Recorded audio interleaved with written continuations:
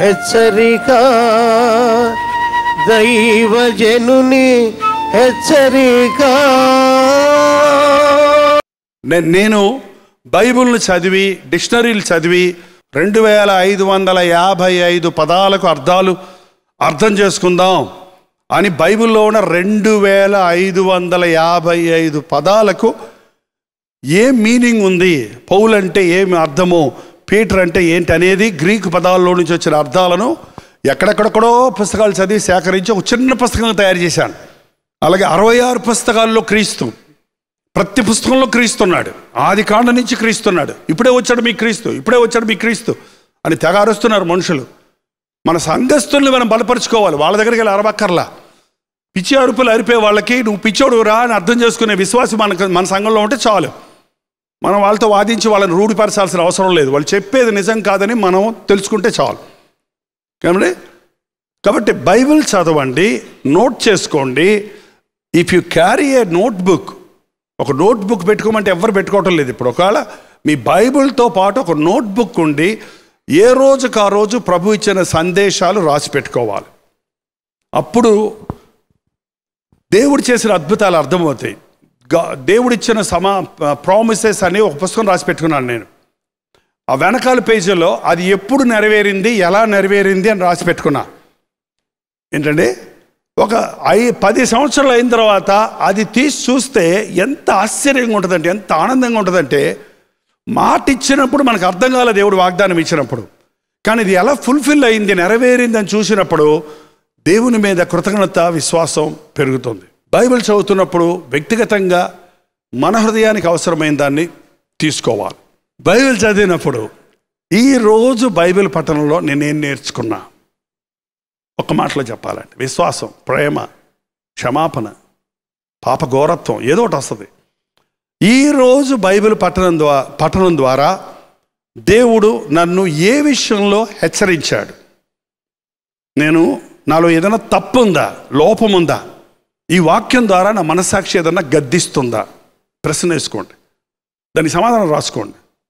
ఈరోజు నేను తీసుకోవాల్సిన వాగ్దానం ఏమైనా ఉందా, నాకు అవసరమైనటువంటి దేవుడు ఒక మంచి ఆదరణ మాట ఏదన్నా ఇచ్చాడా అని ప్రశ్న వేసుకోండి, దానికి సమాధానం రాసుకోండి. ఏంటంటే ఈరోజు వాక్యం ద్వారా నేను బోధించవలసింది ఏమన్నా ఉందా, ఈరోజు వాక్యం ద్వారా ఆల్ ద హోల్లో నాతో దేవుడు స్పష్టీకరించింది లేక నేను నేర్చుకున్నది ఏంటి అనే కొన్ని ప్రశ్నలు పెట్టుకొని, ఇవే ప్రశ్నలు అక్కర్లా, మీరే వేసుకోండి కొన్ని ప్రశ్నలు. ఆ ప్రశ్నలు సమాధానం చేసుకుంటే మీ బైబిల్ పఠనం మీకు రక్తి కట్టుద్దంటారు చూసారా, అది ఏ రోజుకు ఆ రోజు నువ్వు దేవుని పాదాల దగ్గర నేర్చుకుంటున్న సత్యాలు నిన్ను ఉన్నతమైన ప్రార్థనాపరుడిగా చేస్తాయి. ఒక యవనస్తుడు మంచిగా ప్రసంగాలు చేస్తాడంట, ఏ బైబిల్ కాలేజీకి వెళ్ళలేదంట, అతను ఏ బైబిల్ కాలేజీకి వెళ్ళలేదు, సామాన్యమైన యవనస్తుడే. చేసే ప్రసంగాలు చాలా వివరణాత్మకంగా ఉన్నాయి, కొత్త భావాలతో ఉన్నాయి, పరిశుద్ధాత్మ అభిషేకంతో ఉన్నాయి. ఇక్కడే నువ్వు ఏ బైబిల్ కాలేజీలో ట్రైనింగ్ అయ్యావు, ఏం బుక్స్ చదువుతున్నావు నువ్వు అని కొందరు అడిగితే, అతను తన ఇంటికి తీసుకెళ్ళి తన ఇంటిలో ఒక మూల ఒక చాపను చూపించాడంట. చాపేసుకొని అక్కడ మోకాళ్ళలోని బైబిల్ పెట్టుకొని చదువుతాడు. ఆ చాపకు 2 చిల్లులు ఉన్నాయి, మోకాళ్ళలోని అక్కడ ఏమైంది, చాప అరిగిపోయి 2 చిల్లులు ఉన్నాయంట. ఇది ఇక్కడ నేర్చుకున్నాను నేను అన్నాడంట. అంటే ఎక్కడ నేర్చుకున్నాను అనమాట, మోకాళ్ళ మీద నేర్చుకున్నాడు. బైబిల్ కాలేజీకి వెళ్ళాలి అనే ఆశ చాలా మందికి ఉందండి. ఓకే, బైబిల్ని గురించి నేర్చుకోవడానికి బైబిల్ కాలేజీకి వెళ్తే మంచిదే. ఏంటండి, బైబిల్ గురించి ఎవరు రాశారు, ఎప్పుడు రాశారు, ఎన్ని వచనాలు, ఏంటి, అది ఇది అన్ని వివరాలు ఉంటాయి. కానీ బైబిల్లోని సారాన్ని నేర్చుకోవాలంటే బైబిల్ కాలేజీ కాదు, మోకాళ్ళ మీద నేర్చుకోవాలి. నేను బైబిల్ కాలేజ్ చేశానండి, 3 years కోర్సు నేను చేశాను, మళ్ళీ ఎక్స్ట్రా కోర్సెస్ చేశాను. కానీ వాటిలో నేను నేర్చుకున్న దానికంటే నేను వ్యక్తిగతంగా బైబిల్ చదువుకొని మోకాళ్ళ మీద నేర్చుకున్నవే నిజమైన సత్యాలు.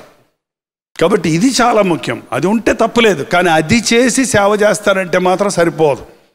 బైబిల్ని నేర్చుకోవటం కాదు, బైబిల్లో ఉన్న సారాన్ని మనం నేర్చుకోవాలి. ప్రార్థన. పరిశుద్ధుడా, నీకు వందనములయ్యా. మా కుటుంబాలను ఎలా కట్టుకోవాలి, మా బిడ్డలను ఎలా పెంచుకోవాలి, మా సంఘాన్ని ఎలా కాపాడుకోవాలి, ఈ అంచెదినాల్లో మా విశ్వాసమును ఎలా కాపాడుకోవాలి, నీ వాక్యం యొక్క ప్రాముఖ్యత ఏంటి, బైబిల్ను చదివి ధ్యానించటం వల్ల మేము ఎలా బలపడగలము అన్న విషయాలను కొంతమటుకు మేము ధ్యానించి ఉన్నాం, నేర్చుకుని ఉన్నాం, వివరించి ఉన్నాం. ఈ సమయంలో తండ్రి, నీ ఆశీర్వాదాలు ప్రతి దైవజనుడి మీద ఉండు నాయన. ఈ రోజు నుండి వారి జీవితంలో గొప్ప ఉజ్జీవం రగులుకోవాలయ్యా. పరిచర్య దినదినాభివృద్ధి పొందాలి నాయన. కొత్తవారు రక్షించబడాలి, ఉన్నవారు పరిశుద్ధపరచబడాలి, సంఘము విస్తరించాలి తండ్రి. నీ రాకడ సమీపంగా ఉంది కాబట్టి మేము త్వరపడడానికి సహాయం ఇచ్చేయి. గర్జించు సింహములు ఎతుకుతున్న సాతాను నోటులో మా సంఘస్థులు, మా విశ్వాసులు, మా కుటుంబీకులు, మా బిడ్డలు పడకుండా ప్రార్థన కంచె వేసుకున్నట్టుకు సహాయం ఇచ్చాయి. వాక్యం అనే ఖడ్గముతో నాయన దుష్టుని ఎదిరించడానికి, విశ్వాసం అనే డాలుతో వారి బాణాలను ఆర్పటానికి మాకు సహాయం చేయము. యేసుక్రీస్తు నామములో అడుగుచున్నాము తండ్రి, ఆమేన్.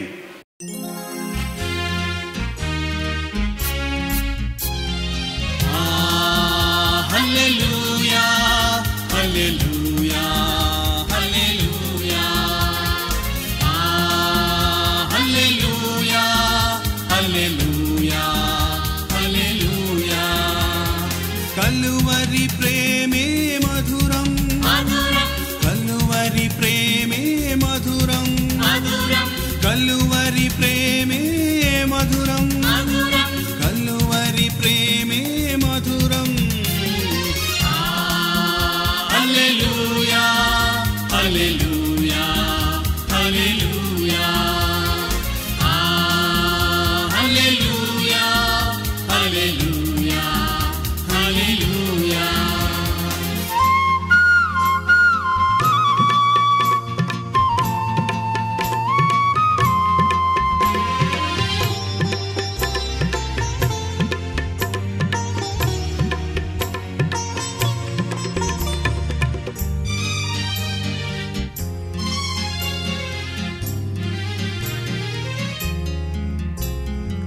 సిలువపైన విలువ త్యాగం చేసినావుగా, పాపినైనా నా కొరకు చిందించినావుగా, రుధిరం చిందించినావుగా. కలువరి ప్రేమే మధురం, కలువరి ప్రేమే మధురం, కలువరి ప్రేమే మధురం.